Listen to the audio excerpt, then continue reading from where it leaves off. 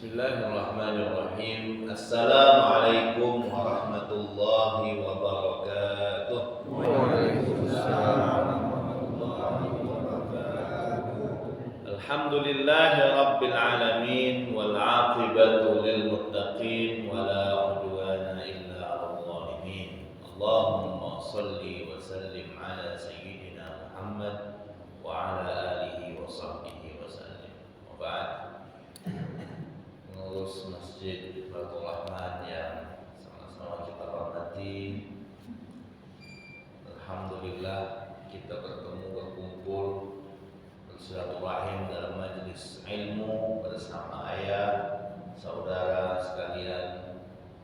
Mudah-mudahan majelis ini menjadikan pemberat timbang amal kebaikan kita di hadapan Allah, sebagai bekal kita kembali pada hari di mana tiada berguna harta dan anak kecuali yang datang kepada Allah dengan membawa iman dan amal yang saleh.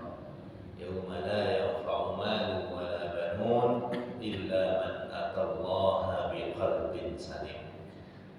Ayah dan jamaah sekalian yang dirahmati Allah, pagi ini kembali Allah izinkan kita untuk hadir dalam majelis ilmu dalam hidangan hadis Rasulullah sallallahu alaihi wasallam, bersama dengan hadis yang diriwayatkan oleh sahabat mulia Anas bin Malik radhiyallahu anhu. Beliau berkata, "Anin Nabi sallallahu alaihi wasallam qala, in qamatis sa'ah wa fi yadi ahadikum fasilah fa in istata'a an la taquma hatta yaghrisaha falyagrisha." Hadis ini hadis sahih, diriwayatkan oleh sahabat mulia Anas bin Malik. Anas bin Malik, sahabat Nabi, ketika Nabi datang ke Madinah, semua penduduk Yasrib kala itu, belum Madinah namanya, datang berbondong-bondong kepada Nabi. Semuanya bawa apa yang mereka punya. Yang punya makanan diberikan ke Nabi, yang punya gandum dikasih ke Nabi, yang punya air bening jernih dikasih ke Nabi, yang punya uang dikasih ke Nabi. Semuanya datang, senang. Ada satu rumah di pojok Yasrib itu, penghuninya seorang perempuan janda. Dilihatnya lah, semua orang berbondong-bondong datang kepada Rasul, bawa hadiah, bawa memberikan sesuatu. Saya mau ngasih apa?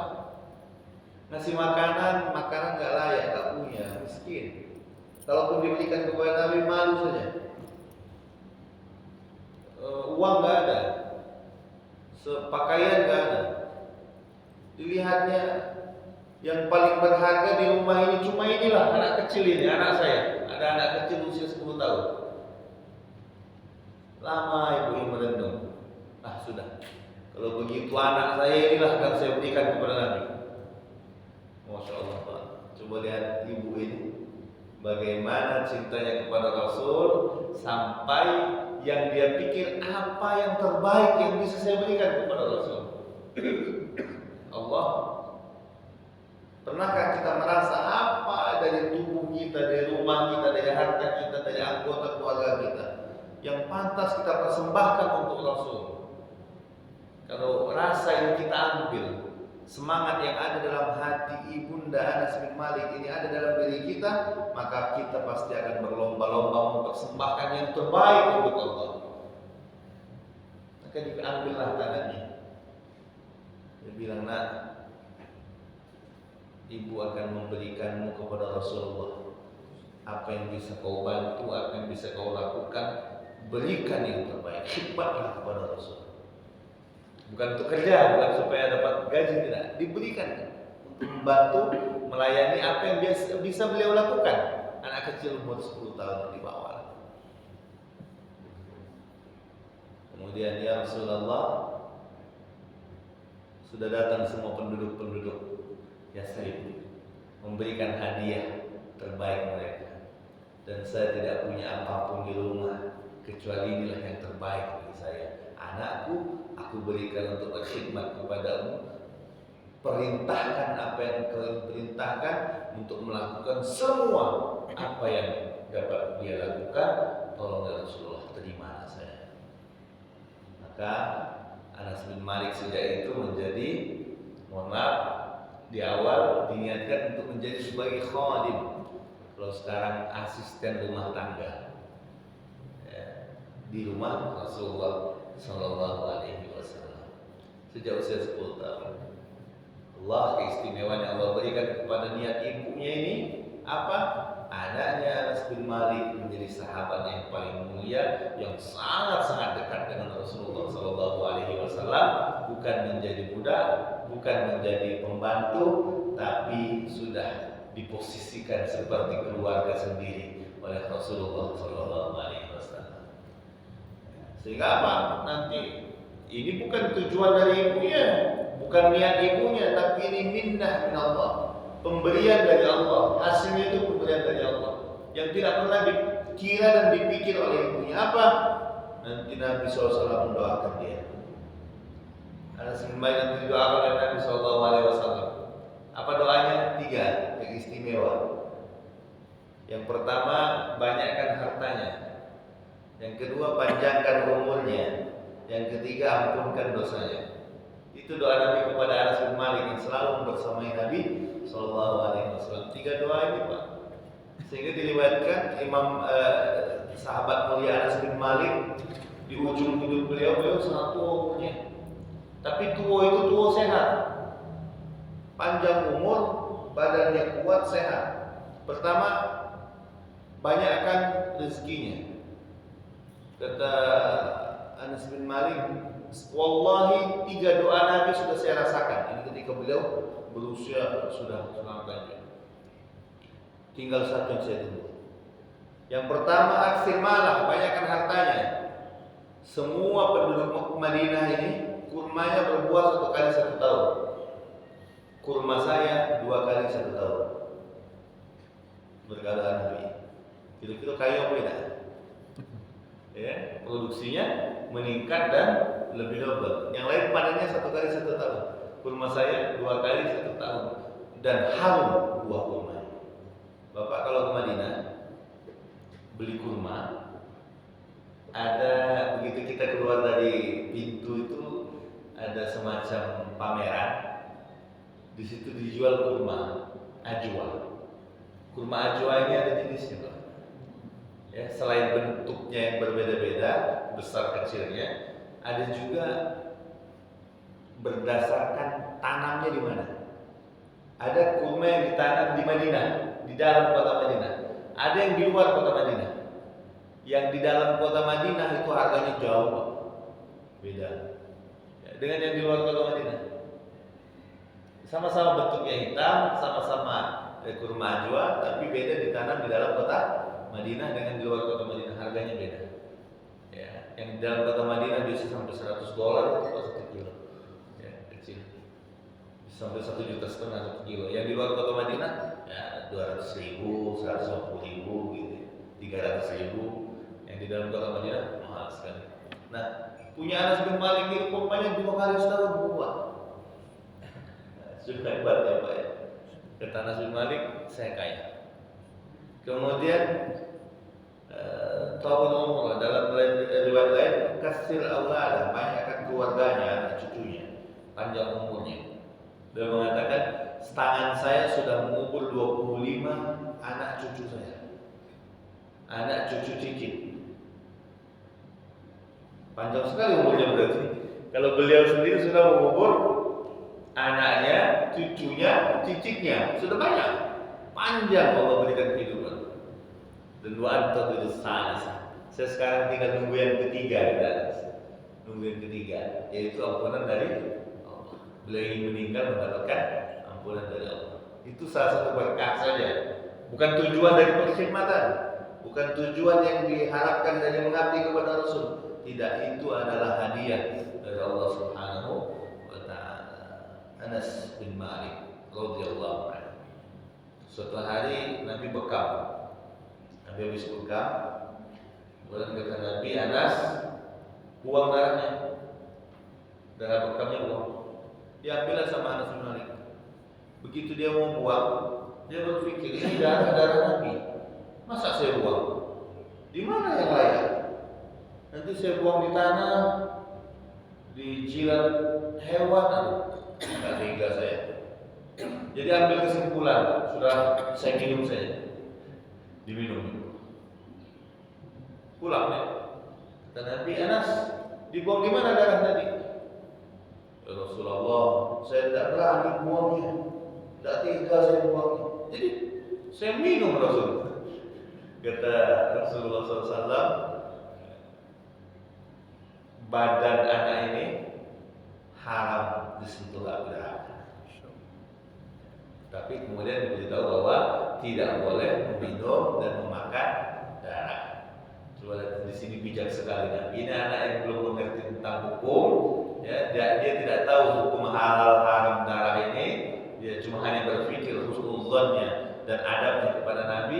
Dia minum itu darah, tapi kemudian Nabi mengedukasi tidak boleh meminum atau memakan darah, haram hukumnya. Tapi karena tadi niatnya ya awal bagus dan dia tidak mengerti, jasadnya haram dari api neraka bercampur darahku di dalam darah Anas ibni Malik radhiyallahu anhu. Tetap diberikan edukasi.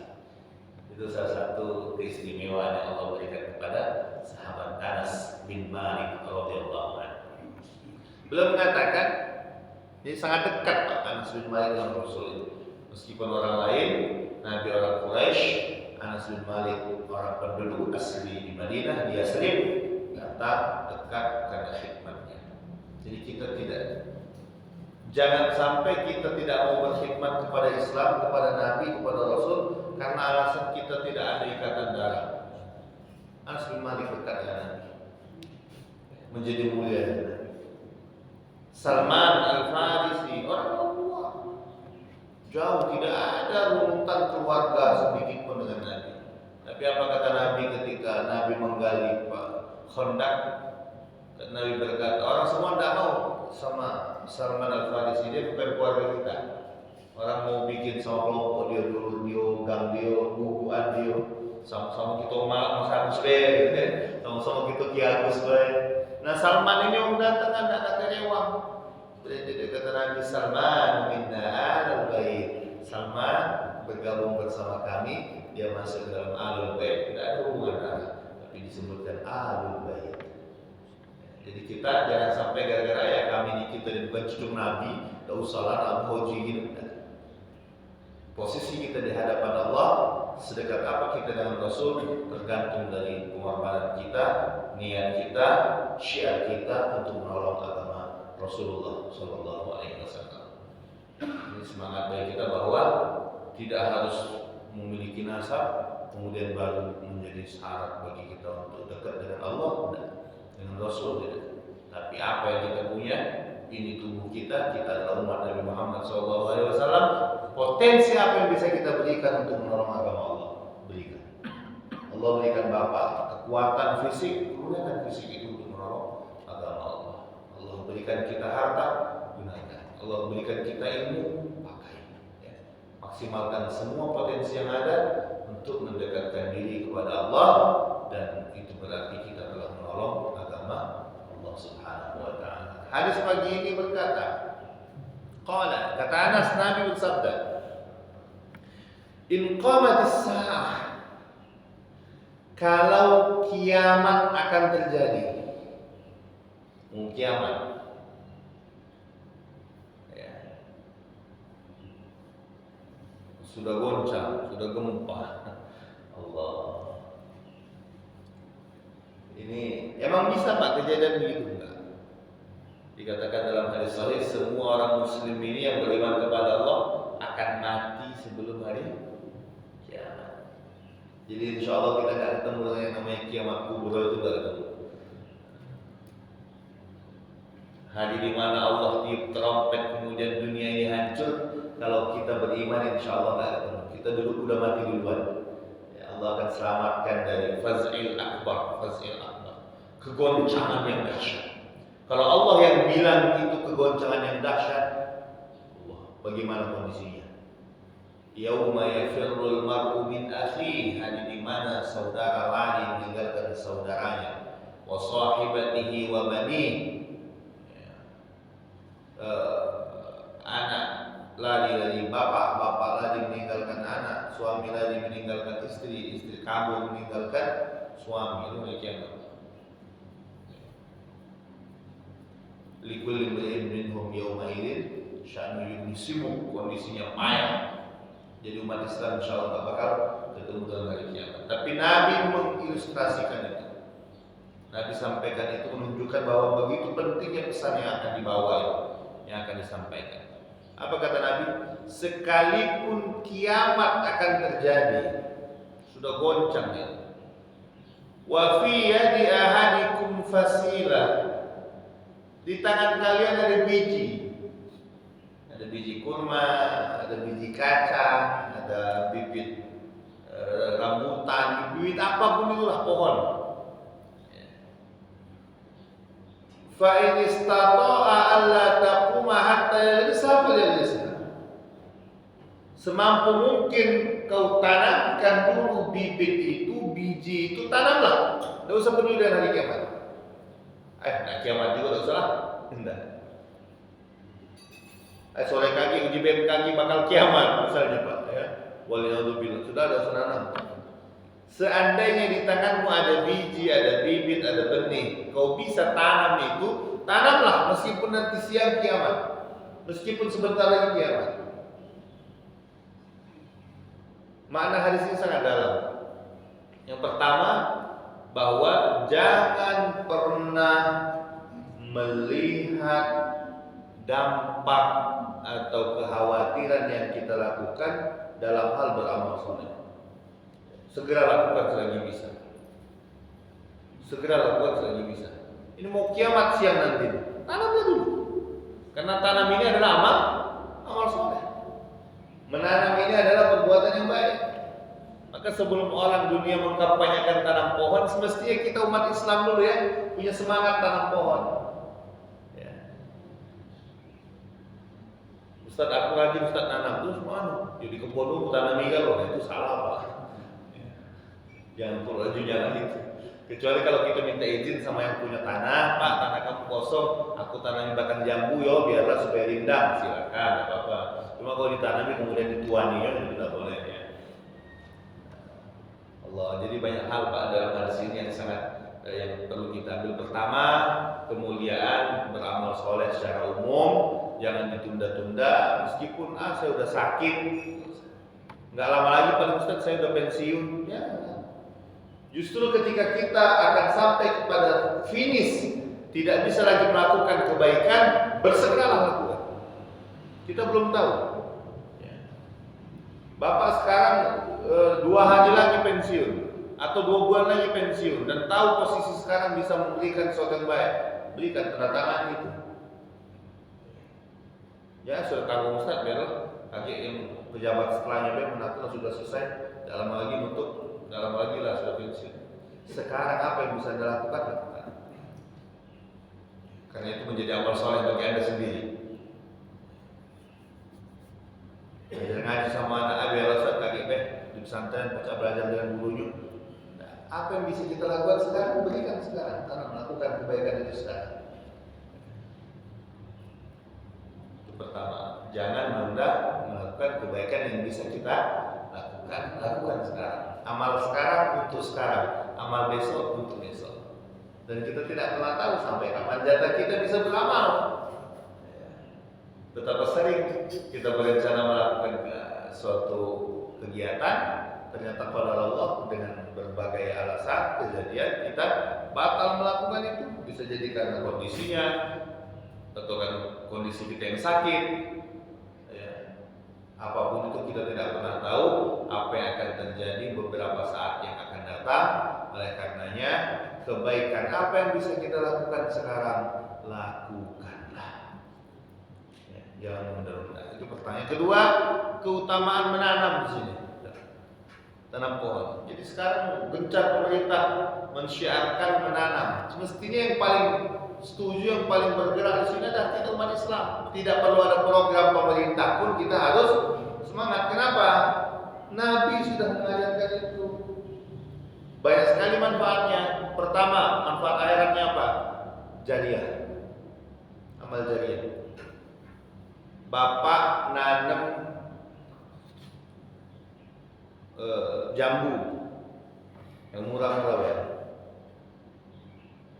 Jambu ini di kebun atau duku lah. Yang ngokong mereka di sini. Ada banyak banyak. Yang nanam duku di kebun bapak itu siapa? Bapak sekarang atau bapak dulu? Bapak kamu atau kamu? Hah? Atau akas gitu? Akas.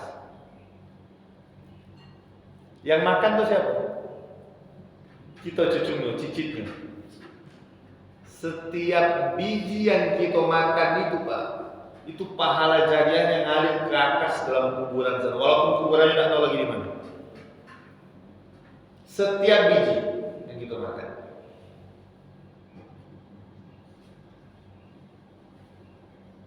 Ustaz, buahnya bukan kami makan, habis oleh kelelawar, tidak makan lagi kami. Yang masuk ke dalam kelelawar itu, ke dalam perut burung itu, ke dalam perut hewan-hewan itu menjadi pahala jariah mengalir kuburannya ke yang nanam dulu.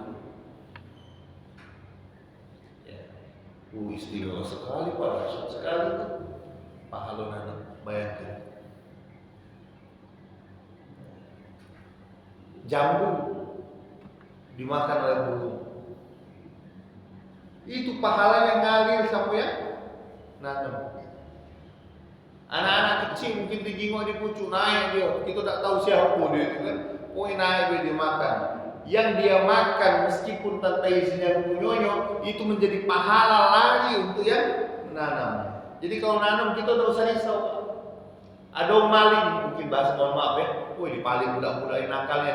Udah Pak, tetap beruntung gitu, tetap dapat pahala Pak. Pahala jariah.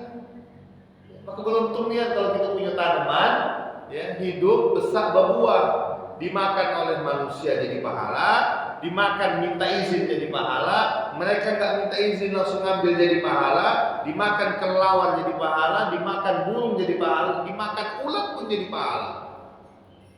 Coba. Kalau kita nak beli nian jeruk siko-siko baru sedekah, mahal itu kan. Sehari sekilo bayar berapa kalau sebulan. Tapi dengan bertanam tadi dimakan ulang, dimakan aku jadi pahala jariah sampai kita meninggal dunia. Maka umat Islam harus semangat paling tidak ya yang menanam ini. Jangan kaki kita orang Islam ya, tanah luas, kebun banyak, tanah masih kosong, tidak katik yang kita tanam. Ini dari segi akhirat dulu ya. Nanti bicara masalah keduniawian, masalah manfaat pohon itu untuk udara, manfaat daun-daunan untuk oksigen dan sebagainya itu sudah jauh lagi. Ini untuk akhirat kita dulu. Jadi kalau bisa bertanam. Seharusnya sudah ada bibit, belilah bibit tanam ke situ. Dan ini harus kita bangun Pak dari sekarang. Kita biasakan. Maka bagus sekali, yang bagus kita dukung ya program salah satu saran wali kota bahwa ketika memberikan ucapan selamat kemarin ganti dos lagi papan bunga ganti dengan pohon, itu salah satu dakwah yang bagus. Bayangkan pohon yang ditanam itu kemudian besar, dia menjadi bank pohon, ya, menyumbangkan oksigen untuk dunia, untuk orang di sekelilingnya, kemudian menjadi penahan air sehingga tidak terjadi banjir, udara jadi indah, segar, dan kalau ada buahnya nanti dimakan oleh manusia atau dimakan oleh hewan, menjadi pahala yang berlipat ganda dan pahalanya jariah. Jadi kalau ada orang komplain di sini bersyukur, punya akas, amalnya sampai sekarang gitu nikmati. Nah amal kita pikir kenapa dia sekarang amal gitu. Durian-durian yang dari komplek, yang dari dusun itu kan tanaman yai gitu, tanaman umpu gitu. Nah, tanaman kita apa? Apa sumbangsi kita untuk orang-orang setelah kita? Seorang diceritakan oleh Rasulullah SAW di zaman Bani Israel ada orang tua sekali, sudah tua sekali. Di kebun dia menanam satu buah. Anak muda ini lewat, kira-kira ini bapak ini ya ini paling umurnya tidak lama lagi, masih bertanam. Ditanya lah ya ini, ngapa ya itu berejo bertanam itu? Baliklah istirahat di rumah. Tidak termakan lagi pulau buah itu kali. Ya itu tidak lama lagi, kira-kira itulah mungkin pak. Kemudian orang tua soleh tadi mengatakan, ya bunai, mahayana, nagrisu liman ba'dana walaysa lana. Kami ini menanam untuk dinikmati oleh orang setelah kami, bukan untuk kami. Sebagaimana kami memakan apa yang ditanam oleh orang sebelum kami. Dan banyak itu Pak. Yang kita makan sekarang ini adalah hasil tanaman orang sebelum kita. Yang kita tanam belum tentu kita makannya, bisa jadi nanti generasi 10 tahun ke depan baru berbuah, 20 tahun ke depan baru berbuah. Tapi kita harus hadir untuk meneruskan estafet ini. Itu salah satu bentuk syukur kita kepada Allah. Sekarang hidup kita banyak menikmati makanan, maka bentuk syukurnya adalah jangan sampai kita menjadi pemotong siklus makanan itu. Dan kalau kita lihat sekarang sudah banyak Pak, pohon atau buah yang langka gara-gara kita. Kalau dulu aku ingat, ini ada namanya buah kecapi. Tidak tahu sekarang masih ada enggak budak-budak yang sekarang bertemu dengan kecapi? Hah? Masih banyak? Di kampung masih ada. Oh, di kampung masih banyak. Di Palembang nak kata lagi jualannya itu. Jangan-jangan anak-anak SMA sekarang tanya buah kecapi tidak tahu, dia pikir itu kecapi untuk musik itu. Saking tidak tahu nih. Ngapo putus.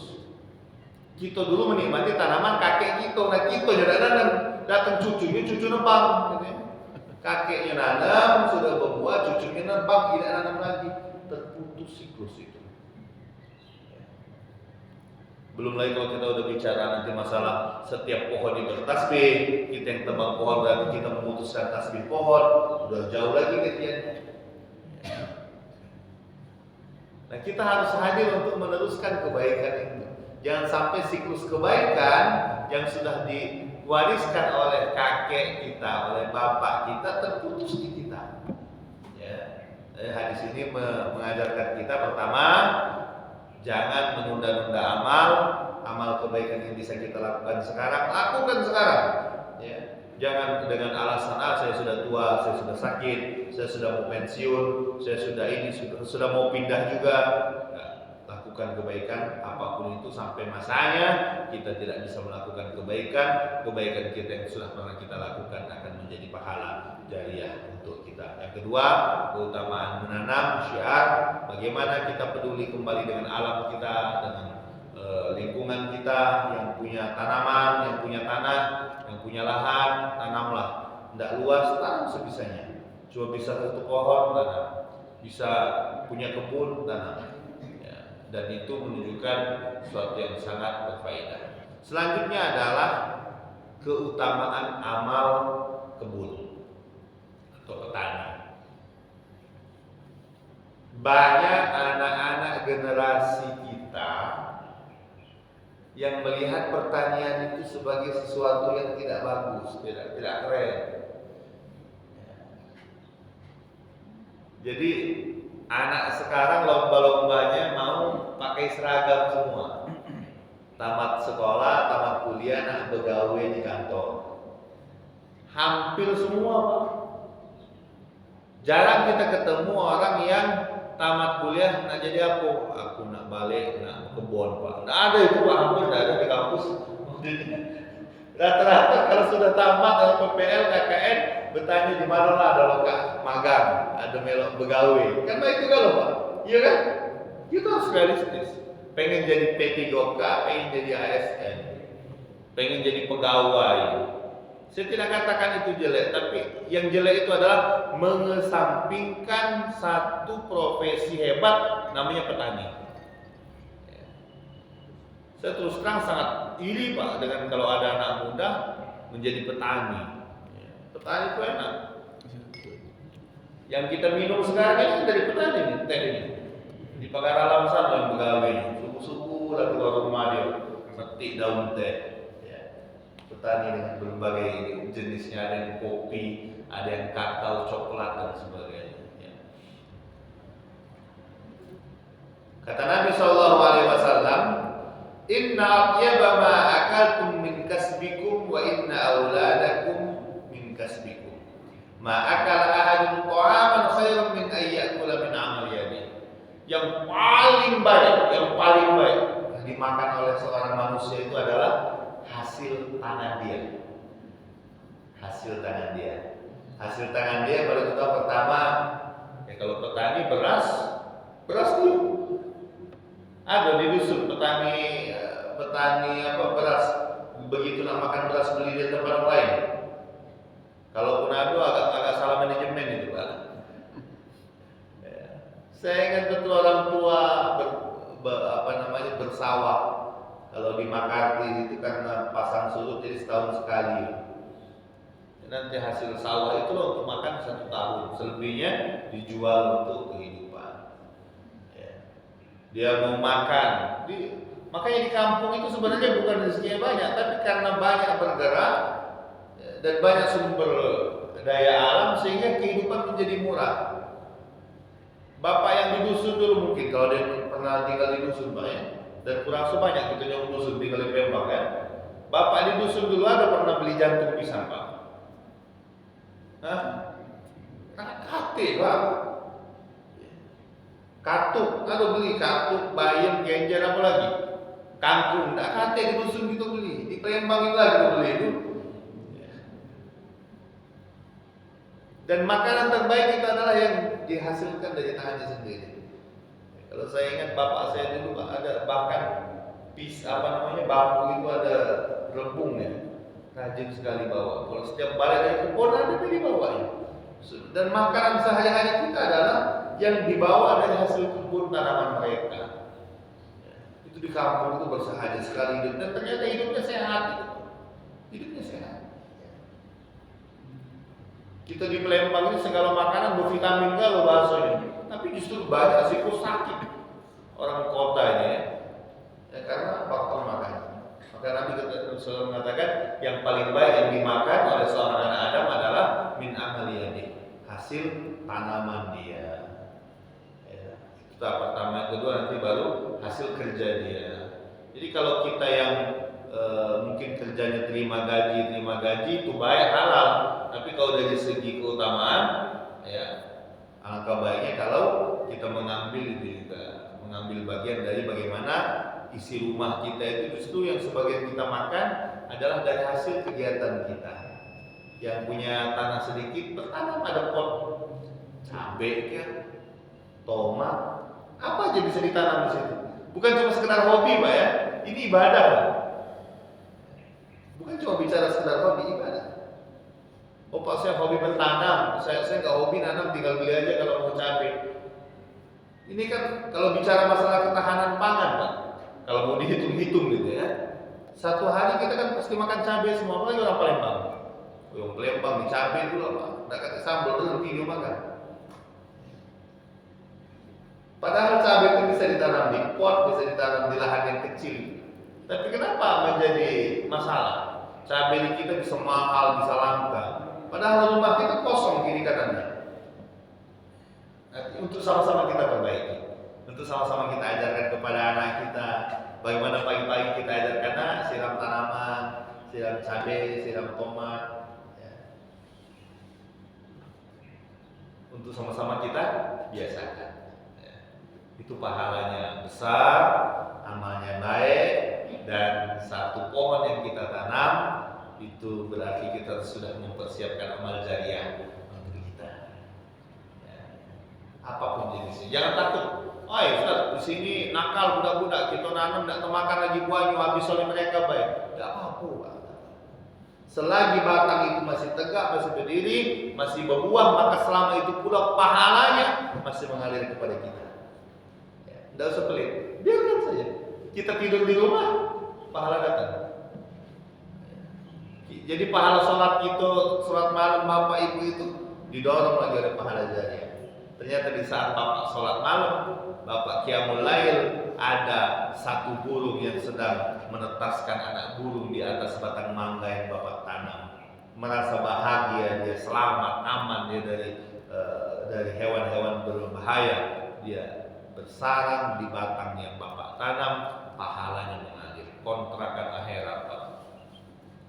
Jadi besar sekali peluangnya. Maka semangat menanam itu kita harus hidupkan sebagai orang mukmin, ya, sebagai orang muslim, dan kalau bisa ya, kembali kita berikan motivasi kepada generasi muda kita. Tidak usah terlalu sibuknya hanya ingin kerja di kantor saja. Boleh kerja di kantor, tapi pertanian adalah sektor yang sangat baik. Ya, pertanian adalah sektor yang perlu diperhatikan, dan umat masyarakat bisa bangkit kalau pertaniannya bagus. Sekedar ilustrasi, saya dapat cerita dulu orang Bugis Pak, karena kami dari keluarga Bugis ya. Waktu mereka datang ke daerah Banyuasin, daerah jalur itu, mereka kan mohon maaf pendidikan nggak ada, ya, modal nggak punya, keluarga nggak ada. Jadi yang mereka andalkan itu hanya kapak dia yang di tangan. Ya. Selagi kapak itu masih bisa potong, masih bisa nambang hutan, ya itu masih aman hidup ya. Dan saya tanya, setiap kali mereka mencangkul pertama itu Pak, ternyata niatnya apa? Ini yang diajarkan oleh orang tuanya, niat untuk ibadah haji. Buka lahan itu pertama kali nyangkul dan kelapa itu niatnya adalah ini untuk haji, gitu ya, diniatkan. Nanti bagaimana kita mengisi sisi-sisi kehidupan ini dengan niat-niat ibadah di akhirat Pak. Itu tugas orang tua Pak.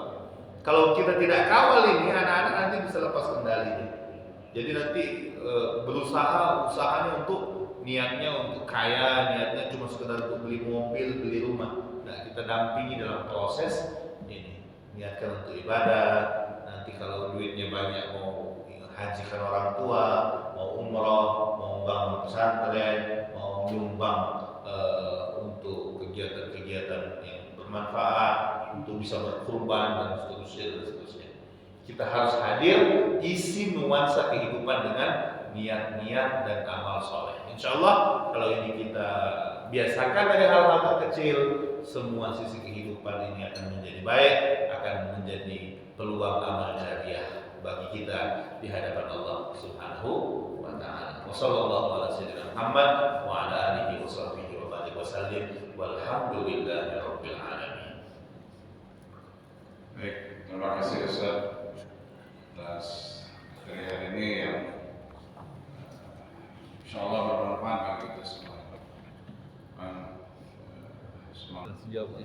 Ya, terima kasih Pak. Maka memotong satu pohon, satu batang tanpa kegunaan yang manfaat jelas itu berdosa. Bukan saja pohon, hewan juga demikian. Membunuh hewan tanpa, makanya dalam Islam kan ada aturan hewan yang boleh dibunuh. Coba. Artinya apa? Pada hukum awalnya, hukum asalnya tidak boleh dilakukan itu. Menebang pohon tadi. Kecuali dengan manfaat dan tujuan yang besar. Apa tujuannya? Ini pohon didenah dan anaknya mau bikin rumah, terpaksa harus ditebang. Oke. Tapi kalau lemak banyak pohon sini, lemak kau lapang, tebangi kalau berdosa itu. Kenapa berdosa? Pertama berdosa kepada Allah karena karena batang ini tadi berbuah dan semestinya menjadi sebab pahala, kita yang putuskan. Pertama. Yang kedua, betapa banyak di atas itu burung-burung yang ikut istirahat, tidur di situ. Kita tebang, mereka kehilangan tempat istirahat, berdosa kita Pak kepada makhluk Allah. Kalau tidak ada itu tujuan. Belum lagi berdosa kita kenapa? Setiap pohon ini bertasbih. Bertasbih dia. Walakin la tafqahuna tasbihahum. Cuma kita enggak paham dengan tasbih dia. Setiap daunnya itu bertasbih kepada Allah, buahnya rantingnya. kemudian kita datang kita potong, berdosa. Kecuali dengan tujuan maslahat. Oh Pak, ini mau dibikin jalan, karena dibikin jalan maka batang ini mengganggu, ditebang, itu karena peruntukannya. Atau batang ini sudah berbahaya, di bawahnya ada rumah, nanti khawatir buah, apalagi kalau buah-buah yang besar, kelapa misalnya, jatuh bisa merusak rumah, bisa membahayakan untuk anak-anak yang lewat di bawahnya, ditebang, itu dengan maslahat. Tapi kalau tidak ada maslahat, kemudian hanya sekedar menebang saja, membabi buta saja, itu berdosa. Jadi tetap kalau kita lihat bagaimana Allah mengatur semua ini, dan kalau ini dipakai sebenarnya Pak, Allah rindang sekali. Dan kalau rindang itu kan seger itu Pak, sejuk. Ya. Saya di pesantren di Al-Kausar itu Pak, ada batang-batang yang sudah lama dari beberapa tahun yang lalu. Saya bilang batang-batang akasia jangan ditebang. Ya, selagi kita tidak membutuhkan untuk dipakai bangunan kelas apa, tidak mengganggu, biarkan saja dia ini, tinggal dirapikan saja. Dan ternyata setiap pagi sekarang kita nggak perlu pelihara burung, tidak buat kandang burung, penuh rumah itu dengan burung. Kenapa? Bersarang di situ. Jadi setiap pagi kita mendengarkan suara burung gratis tanpa harus melihara burung. Orang-orang di kompleks kan susah beli burung bagus-bagus. Gantung, tiap pagi digantung minjuk makan. Susah ngapa? Karena kalau tidak kate itu tidak kate burung yang datang, kate lagi makan. Tapi begitu banyak batang, burung gak usah diajarin, gak usah dikandangin, datang sendiri. Ya. Meskipun memang tanahnya agak lambat untuk tumbuh. Alhamdulillah kalau di sekeliling kita banyak pohonan dan udara segar, sehat. Jadi kalau bisa untuk tidak menebang batang, ya, tidak menebang pohon, jangan. Kecuali dengan tujuan dan maslahat yang memang bermanfaat untuk orang banyak. Ya. Yang salah satu yang kita khawatirkan juga adalah itu adalah jasa, adalah ibadah dari orang tua kita dulu. Ya, sehingga kita kalau kita putuskan, kita potong, akan menghentikan amal jariahnya. Demikian Bapak ya, terima kasih. Ya, yang sudah masuk di tempat orang lain itu bukan punya kita lagi. Kalau dia mau ambil, ambil aja. Ya. Apalagi kalau kita hidup di komplek bertetangga, komunikasikan dari awal. Artinya pertama dengan kondisi tanah yang sedikit, ya bisa jadi tetangga kita terganggu oleh tanaman kita, maka harus pintar-pintar memilih jenis tanaman di komplek. Ya. Kecuali kalau sama-sama senang gitu, sama-sama suka. Ya. Dia suka yang rindang, kita suka yang rindang, kita tanam, dan bahkan bisa jadi misalnya tanaman kita condong ke tempat mereka, selagi mereka tidak terganggu dan mengambil manfaat dari situ, maka itu tidak apa-apa. Tapi ketika mereka terganggu kondisinya, maka sebaiknya dipindahkan atau diganti dengan tanaman yang sesuai dengan kondisi kita masing-masing. Ya, ketika menjual ke pekarangan rumahnya, mereka mau ambil itu boleh untuk mereka. Aman. Iya. Coba ya. Terima kasih. Sudah, sekali lagi. Dan keberkahan dari Allah, diberikan kesehatan, semua kita mendapat keberkahan dari Allah Subhanahu wa Ta'ala. Ya, dan insyaallah lagi Idul Adha, ya, yang punya tabungan, yang punya uang, ada satu amal yang sangat dicintai oleh Allah pada hari Idul Adha itu adalah iraqatul dam, mengalirkan darah, menyembelih hewan kurban. Yang bisa berkurban, kurban. Ya, kurban itu boleh dibagi menjadi 3, sepertiga untuk keluarganya atau dia, sepertiga boleh untuk hadiah diberikan kepada teman kerabat meskipun orang kaya, masuk ke hadiah, sepertiganya lagi boleh untuk orang yang membutuhkan. Ya, semangat share kurban bagi yang mampu, mudah-mudahan Allah berikan kita kemudahan. Amin ya Allah. A'udzubillahi minasyaitonir rajim. Bismillahirrahmanirrahim. Alhamdulillahirabbil alamin. Allahumma shalli wa sallim ala sayyidina Muhammad wa ala alihi wa sahbihi wa sallim. Allahumma ya Hannan ya Mannan ya Dzal Jalali wal Ikram. Nas'aluka Allahumma an tarhamana wa an tahfazana wa an tarzuqana wa an tahdiyana subul salam wa an tujannibana al-fitan ma dhahara minha wa ma batan. Rabbana atina fid dunya hasanah wa fil akhirati hasanah wa qina adzabannar. Wa sallallahu ala sayyidina Muhammad wa ala alihi wa sahbihi wa barik wa sallim. Walhamdulillahirabbil alamin. Wa lakum minkum assalamualaikum warahmatullahi wabarakatuh. Waalaikumsalam warahmatullahi wabarakatuh. Jemaah sekalian, rahimakumullah.